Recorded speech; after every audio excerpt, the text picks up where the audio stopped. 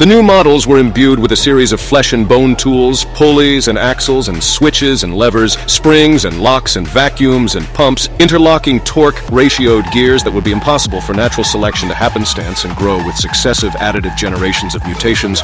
Only through intentional design could such marvelous contraptions now exist in the tissue and bones, muscle of living creatures. They were stronger, more durable, more deliberate with every motion, every action. Consistent and rigid with the perfection of an automated machine. The early run of printing held no regard for the pain and suffering of the test subjects. Many tangled or severed nerve endings, unaccounted for in the reshaped designs, caused unimaginable and unending horror for them. What ligaments and tendons had evolved over millions of years to bend and stiffen in one particular direction and angle now bent backwards. Sidways had missing pieces. Had pieces used somewhere else in their body, or was left in place but were contorted and unmovable due to new body parts occupying the space that it used to, creating countless pieces and scraps growing into one another like thousands of ingrown fingernails puncturing their innards.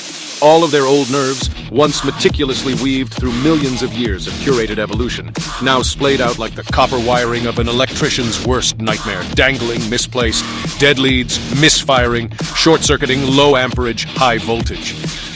At the moment consciousness penetrated their brains, they screamed, begged for it to end, tried to struggle and wrestle out of their own bodies. But there would be no escape until the scientists finished their note-taking. The scribbling of pencils and rattling of keyboards was all they heard while being played with like a hyperactive 6-year-old with an adult's figurine. Taking something fragile and breaking piece by piece off by accident, wondering how durable or practical each additional segment was. How many crucial arteries formed where lymph nodes were supposed to be? Oops, this one bled out next.